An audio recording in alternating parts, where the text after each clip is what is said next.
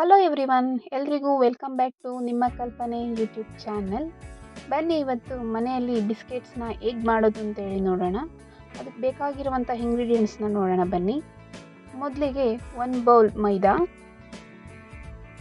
1 bowl ಗೋಧಿ ಹಿಟ್ಟು, 3/4 cup ಸಕ್ಕರೆ ಪುಡಿ, ಅರ್ಧ ಕಪ್ ಕೊಬ್ಬರಿ ಪುಡಿ,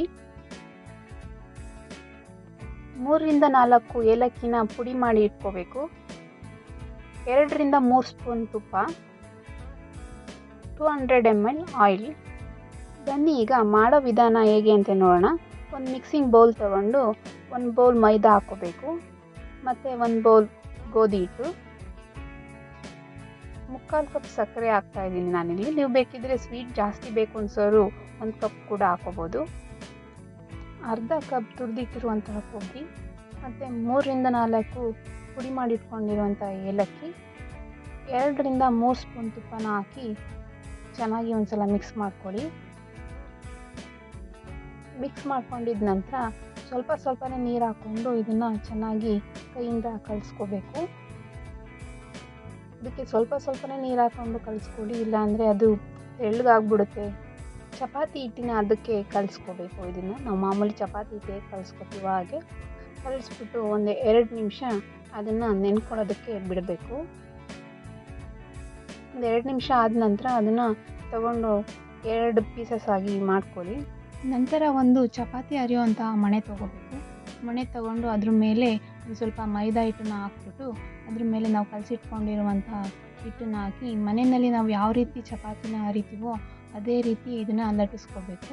ಇದನ್ನು ತೀರಾ ದಪ್ಪನೂ ಬೇಡ, ಸಣ್ಣನೂ ಬೇಡ, ಮೀಡಿಯಮ್ ಸೈಜಲ್ಲಿ ಇದನ್ನು ಲಟ್ಟಿಸ್ಕೋಬೇಕು. ನೆಕ್ಸ್ಟ್ ಚಪಾತಿ ಲಟ್ಟಿಸಿದಾದ ನಂತರ ಅದನ್ನು ಒಂದು ಚಾಕು ತೊಗೊಂಡು ನಿಮ್ಗೆ ಯಾವ ಶೇಪಿಗೆ ಬೇಕೋ ಆ ಶೇಪಿಗೆ ಕಟ್ ಮಾಡ್ಕೋಬೋದು. ನಾನಿಲ್ಲಿ ಸ್ಕ್ವಯರ್ ಶೇಪಲ್ಲಿ ಕಟ್ ಮಾಡ್ತಾ ಇದ್ದೀನಿ. ನಿಮ್ಗೆ ಯಾವ ಶೇಪ್ ಬೇಕಾದರೂ ನೀವು ಕಟ್ ಮಾಡ್ಕೋಬೋದು. ನೀಟಾಗಿ ಕಟ್ ಮಾಡಿ ಒಂದು ಪ್ಲೇಟಿಗೆ ಎತ್ತಿಟ್ಕೊಳ್ಳಿ. ನೋಡಿ, ಇಷ್ಟು ಸೈಜ್ ಇದ್ದರೆ ಸಾಕು.